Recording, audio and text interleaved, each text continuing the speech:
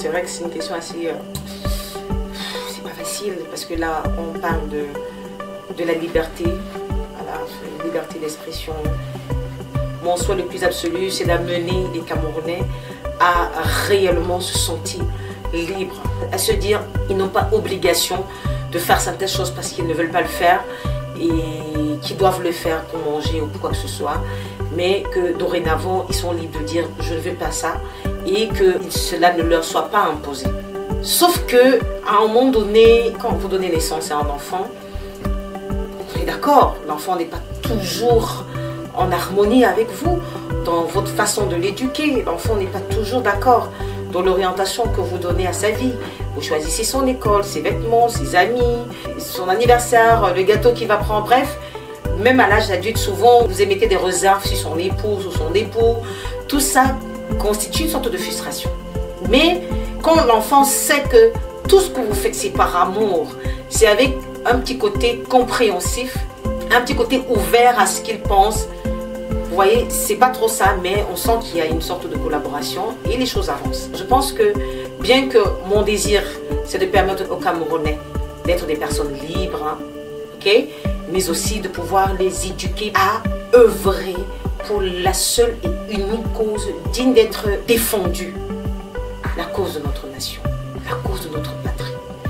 C'est pas trop la personne qui importe, mais c'est la patrie. Et pour la patrie, on est prêt à suivre cette personne en laquelle on retrouve ses valeurs républicaines, ses valeurs patriotes.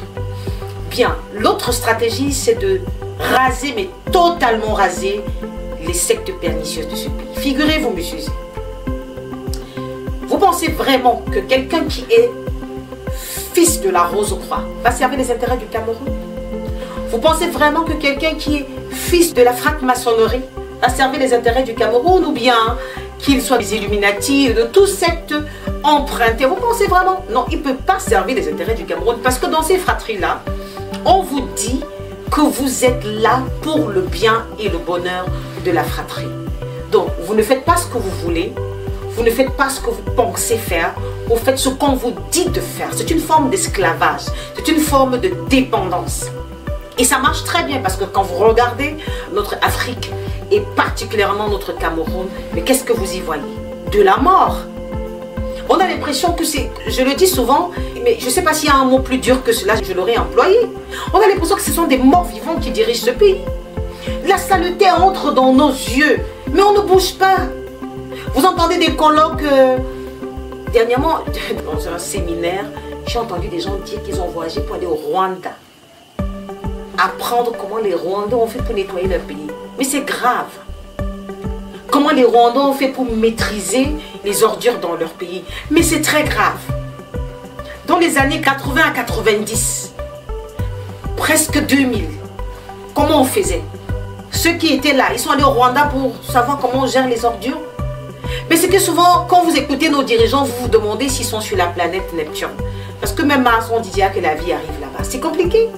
Donc, c'est pas ça. C'est juste que ils sont dépassés eux-mêmes par la situation, parce qu'ils ne sont maîtres de rien. On les traite de ministres, directeurs, présidents et tout. Ça, là, c'est sur les papiers. Mais sur le fonctionnement, sur les prises de décision, ils ne décident de rien. On leur dit quoi faire, parce qu'ils dépendent de cette fratrie. C'est pour ça que pour unifier les Camerounais, il faut virer ces gars de ce pays. Il faut virer ces sectes pernicieuses de ce pays. Vous allez me permettre l'expression, j'ai envie de dire ça comme ça. C'est une virée radicale. Il faut les mettre dehors. On a nos petites sorcelleries traditionnelles locales du Cameroun. Ça nous dépasse même. Pour aller emprunter encore quelque chose qu'on ne connaît ni d'Adam ni d'Ève, dont on ne connaît ni les tenants ni les aboutissants. Rien ne peut donc se faire par ces choses-là. Il faut les virer. Vous imaginez, on nous dit un enfant, un pétrochimiste qui est truffé d'intelligence, qui a toute la bonne volonté d'apporter à son pays son amour et ainsi de suite, qui est ton parrain. C'est pour dire quoi? Quand cet enfant payait ses études, où était le parrain? Quand ses parents brûlaient les mains au feu ou alors cassaient leur dos dans leur champ, où était le parrain? Pour que quand l'enfant atteint un âge, il doit rendre à son peuple, rendre à sa famille ce que la famille lui a donné. on lui impose un parrain. C'est quoi le parrain? C'est ce petit suceur de sang, ce petit vampire, ce petit sorcier qu'on vous colle au baltrin pour vous imposer que tout ce que vous allez faire, ça doit servir soit à la secte franc-maçon et machin et tout. C'est ça. Vous voulez qu'un pays soit uni comment? Puisque maintenant, on a l'impression que c'est la guerre des partis politiques. Non, c'est le parti au pouvoir contre tel parti. Non, non, non, non. Ça, c'est encore un autre stratagème pour montrer aux Camerounais que non, on est trop humain. Non, c'est une guerre de secte. C'est une guerre de ténèbres. Et on veut encore tromper les Camerounais en 2025. Ça ne passera pas cette fois-ci. Donc, la première des choses, c'est de montrer aux Camerounais le pourquoi ils ont besoin d'être vus. Je le dis toujours, il faut que le Camerounais atteigne le niveau où il a un besoin pressant dans sa poitrine de fonder une famille qu'on va appeler le Cameroun. Parce que pour moi, le Cameroun n'est pas encore construit. Excusez-moi. C'est un pays qui a été pensé par les autres, pour les autres, et c'est ça qui est en train de se faire. Pour qu'on parle du Cameroun véritablement en tant que pays souverain, il faut qu'il soit pensé par les Camerounais, pour les Camerounais, et ça va se faire. La deuxième des choses, il faut enlever de la surface terrestre et même céleste de ce pays toutes les sectes pernicieuses empruntées de quelconque pays que ce soit. Il faut les virer de ce pays. Ça va permettre aux Camerounais, parce que si celui-là est de la franc-maçonnerie et que l'autre de la Rose-Croix, on est d'accord qu'ils sont des ennemis. Et c'est ainsi de suite. Et ça se répercute dans les familles, dans la société. Et aujourd'hui, si vous n'êtes pas de tel, on ne peut pas entrer dans un ministère, au point où on impose à la population des partisans de ces sectes-là pour avoir une place. C'est devenu légal. Voilà. C'est légal. C'est tellement légal que j'ai vécu une scène, je vais taire le nom de cette juridiction pour ne pas mettre à mal l'autorité qui m'a informé. Un enfant de 8 ans a été violé à mort par 4 de ses bourreaux. L'histoire est connue. J'envoie mes condoléances à cette maman parce que je ne crois pas qu'on se relève d'une telle blessure. Et l'un de ses bourreaux a été relaxé par un coup de fil qui est venu de la grande maison. Relaxez-le. Il venait d'ôter la vie à une jeune fille de 8 ans, un bébé qui était encore dans l'œuf, qui aspirait encore à apprécier la vie que Dieu lui a donnée. Elle a été arrachée brutalement à la vie par 4 bourreaux, où l'un d'eux était un privilégié de ce pays. Il a fallu qu'on appelle pour dire libérez-le. Vous pensez qu'un pays comme celui-là, le peuple peut être uni? Non, il n'y a pas d'unité, parce qu'il y a inégalité dans la justice, dans la répartition des responsabilités. Il n'y a pas égalité, il n'y a pas l'égalité, donc le peuple ne peut pas être uni. Donc il faut mettre tout le monde d'accord, au même piédestal, au même pied d'égalité, pour être sûr que les Camerounais vont même avoir envie de se battre pour le pays, parce que certains sont fatigués.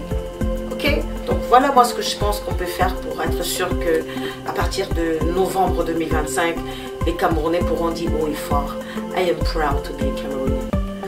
Merci Madame la Présidente d'être passée sur nos antennes.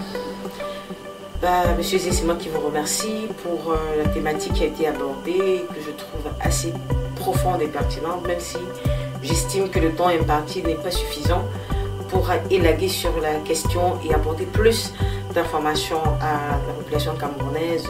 Tout le plaisir sera pour moi de revenir pour davantage faire comprendre aux Camerounais que, you know, it's time we get tired of this. It's time we look at ourselves like a family, not like enemies, not like adversaries, not like opponents that are ready to do anything to make sure we get down. This is our country. We are one people. We were separated by 2 different languages, by people that thought that to be family, we need to identify with their strange languages.